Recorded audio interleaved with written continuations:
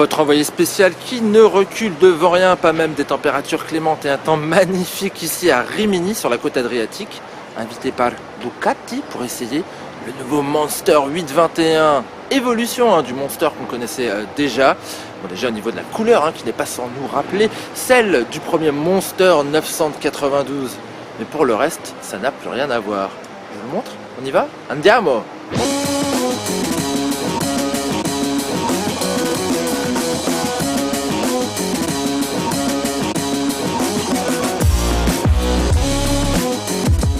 Le célèbre jaune Ducati du premier Monster n'est bien évidemment pas la seule nouveauté étraînée par la 821 2018. Telle la Monster 1200 renouvelée cette année, la nouvelle 821 voit tout d'abord son phare modifié. Son feu de position à LED lui assure plus de distinction, comme son nouveau crochet de réservoir façon botte de ski. Ce réservoir plus trapu perd 1 litre de contenance et derrière, la nouvelle boucle débarrassée des poignées passagers propose un design sportif bien plus épuré.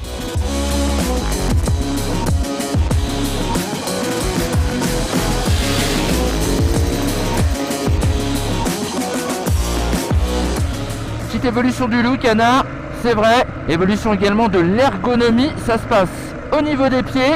Ils ont installé les mêmes platines repose-pied que sur la 1200, ce qui fait que maintenant on a des platines séparées pour le pilote et pour le passager. Elles sont un petit peu plus écartées, j'ai moins les talons qui cognent contre ces repose-pieds passagers. Ça touche encore un petit peu, faut dire que moi je joue des pointes et quelque chose du 44.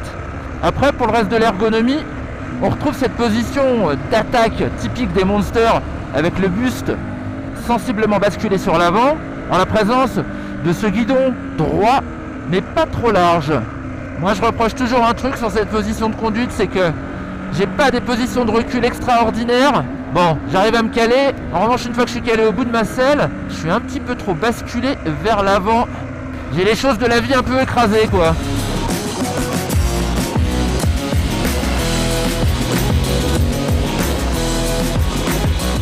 Au moins, la vue sur l'instrumentation est imprenable. Celle-ci est concentrée dans un nouvel écran TFT couleur des plus visibles, un bloc qui possède enfin le rapport engagé et une jauge à essence segmentée. On observe un indicateur de déploiement de béquilles ainsi que le mode de conduite sélectionné, Urban, Touring et Sport. Chacune de ces cartographies possède son propre niveau d'ABS et d'anti-patinage, ainsi que son type de réponse moteur. Height, direct, Medium, moins brutal à l'ouverture, et Low, encore plus doux. Notez que l'on peut facilement modifier ces paramètres, même en roulant.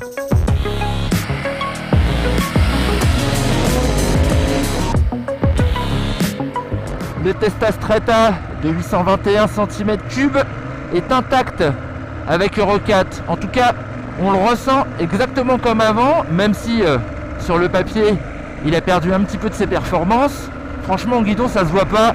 Ça reste toujours un moteur assez attachant pour son charisme. Il cogne sous les 3000 tours minute. Au-dessus, il est plutôt explosif, avec une grosse plage de coupe jusqu'à peu près 7000 tours et une allonge amoindrie ensuite pour aller jusqu'à sa zone rouge située juste au-dessus de 10 000 tours minute. Mais on n'y va pas trop parce que là on sent qu'il renacte quand même pas mal. Par contre, ce qu'on adore à la décélération, c'est son frein. Il a un superbe frein ce moteur, comme ça a toujours été sur le Testa Stretta. On a une commande d'embrayage qui est un petit peu dure. En revanche, la boîte est superbe. Elle est vraiment bien faite.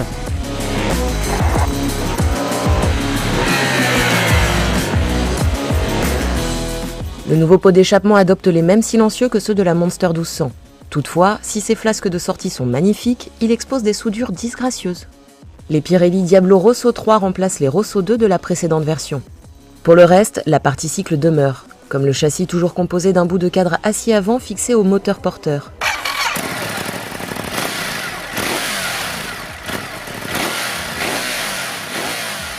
Derrière, le bras oscillant en aluminium est toujours présent.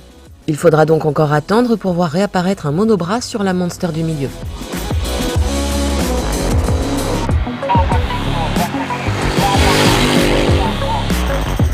Ce Monster 821 est toujours aussi incisif. Il a un avant plutôt agile, très vif même je dirais. Mais comme on a la sensation d'avoir les mains de chaque côté de la roue avant, tellement on est proche justement du train avant, que la maîtrise est franchement aisée et sympa en mode sport. Et finalement on le trouve quand même assez rigoureux, ce qui fait que cette bécane est vraiment un régal sur le réseau secondaire. Elle est un petit peu plus difficile en ville parce qu'elle a un très faible rayon de braquage et je trouve qu'elle chauffe toujours un petit peu trop dès qu'on reste coincé dans le trafic. Bon, le freinage est toujours très performant. Alors c'est étrange parce que au début on n'a pas grand chose, en revanche la consistance arrive d'un coup d'un seul et après la puissance se dose avec facilité.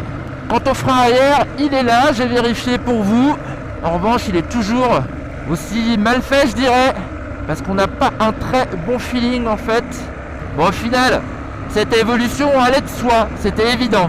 Il fallait rapprocher la 821 de la 1200 et de la 797. Je trouve qu'ils ont quand même été un petit peu timides sur les Evo. On nous parle d'un shifter up and down, sauf qu'il est en option. Bon, on a le capot de selle, ça c'est cool. Mais on regrette quand même une autre évolution moteur avec le 939 de l'Hypermote ou alors pourquoi pas le 959 de la Panigale. Ça aurait été sympa et puis ça aurait quand même pas mal redistribué les cartes dans la gamme. Pour le prochain coup peut-être. Pour cette fois, ce sera donc ainsi, au tarif de 11 450 € en rouge et 200 € de plus pour cette version jaune ou pour la noire. Un prix élevé au regard de ceux qui sont pratiqués chez les concurrentes japonaises et même européennes. La nouvelle Triumph Street Triple 765R s'échange par exemple contre la somme de 10 300 €. Mais pour beaucoup, les charmes des Italiennes n'ont pas de prix.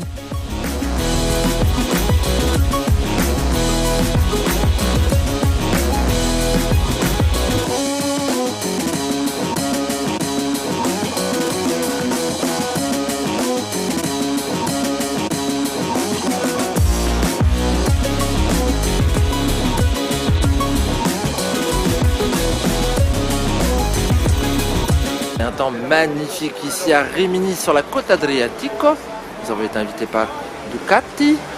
Hey les ouvreurs, hello. Voilà, donc je vais recommencer.